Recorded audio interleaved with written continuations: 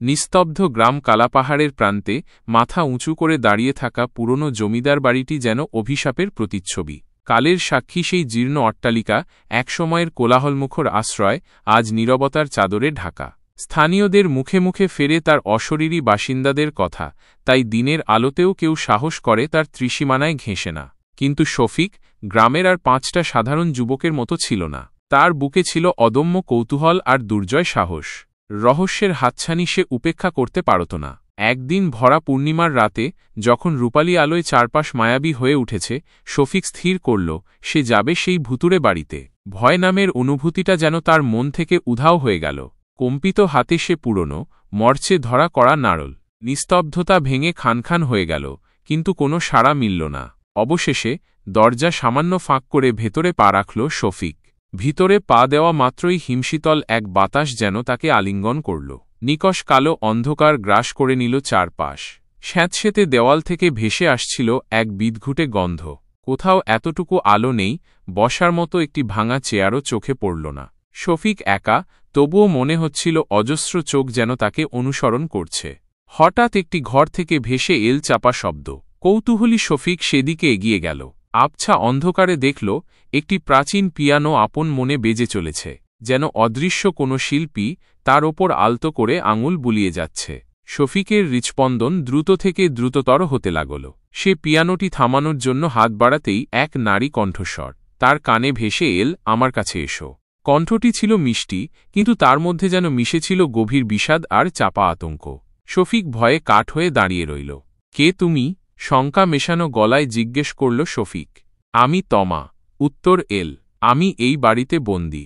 শফিক ভয় পেলেও তার মনে কৌতূহল দানা বাঁধতে শুরু করল।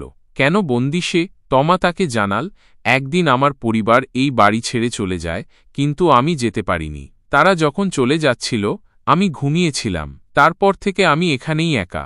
তমার করুণ কাহিনী শুনে শফিকের মন ব্যথায় ভরে উঠল। সে আরও গভীরে প্রবেশ করল। প্রতিটি ঘরে তমার হাসিমাখা ছবি, কিন্তু কিছুদূর যেতেই ছবিগুলো যেন দুঃস্বপ্নে পরিণত হল। সেই নিষ্পাপ মুখ বিকৃত হতাশায় পূর্ণ। তুমি কি আমায় সাহায্য করবে? কাতর স্বরে বলল তমা। আমি কি করতে পারি? জানতে চাইল শফিক। যদি তুমি আমার পরিবারকে খুঁজে এনে আমার কাছে ফিরিয়ে দাও, তাহলে আমি মুক্তি পাব, বলল তমা। শফিক বুঝতে পারল তমার আত্মা গভীর যন্ত্রণায় ছটফট করছে। তাকে মুক্তি দিতে হলে কঠিন এক কাজ করতে হবে। তমা জানাল, তার পরিবারকে খুঁজে বের করতে হবে এবং তাদের ফিরিয়ে আনতে হবে, কিন্তু তার আগে বাড়ির অন্য ভূতদের মোকাবিলা করতে হবে। শফিকের শরীরে হিমস্রোত বয়ে গেল। অন্ধকার কোণে কিলবিল করছে ভয়ঙ্কর ছায়া। একের পর এক বিভৎস ভূতের মুখোমুখি হতে লাগল সে। ভূতেরা ভয় দেখিয়ে তাকে তাড়ানোর চেষ্টা করল, কিন্তু শফিক তার বুদ্ধিমত্তা আর সাহস দিয়ে তাদের রুখে দিল। অবশেষে একটি রহস্যময় লকেট খুঁজে পেল শফিক। লকেটটি তমার মায়ের ছিল, যা তমাকে এক গভীর টানে কাছে টেনে আনল।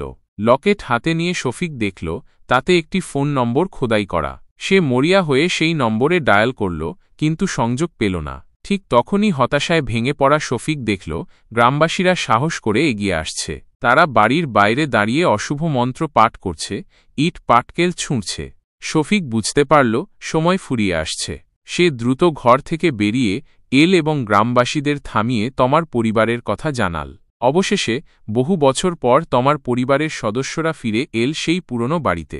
তাদের দেখামাত্রই তমার আত্মা শান্তিতে ভরে উঠল। তমা মুক্ত হতেই বাড়ির জমাট বাঁধা অন্ধকার কর্পূরের মতো উবে গেল। হতবাক হয়ে দেখল গ্রামবাসীরা। শফিক ফিরে এল, সেই রাতের ভয়ঙ্কর স্মৃতি তার মনে তখনও জীবন্ত।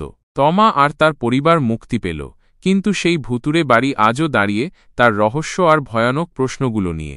গ্রামবাসীরা সেদিন উপলব্ধি করল প্রতিটি পুরনো বাড়ির দেওয়ালে লুকিয়ে থাকে এক না বলা গল্প, আর সময়ের স্রোতে বিস্মৃতির অতলে হারিয়ে যাওয়া কাহিনীগুলো ভয়ঙ্কর রূপ নিয়ে ফিরে আসতে পারে। একে অপরের দিকে তাকিয়ে তারা বুঝল তাদের চেনা গ্রামটি শুধু নিরাপদ আশ্রয় নয়, বরং বহু রহস্যের আঁতুড়ঘর। এভাবেই শেষ হল ভূতের বাড়ির কাহিনী, কিন্তু কে জানে সেই গ্রামে আবার কবে নেমে আসবে নিকষ কালো অন্ধকার, আর চাপা গুঞ্জনে ভরে উঠবে বাতাস।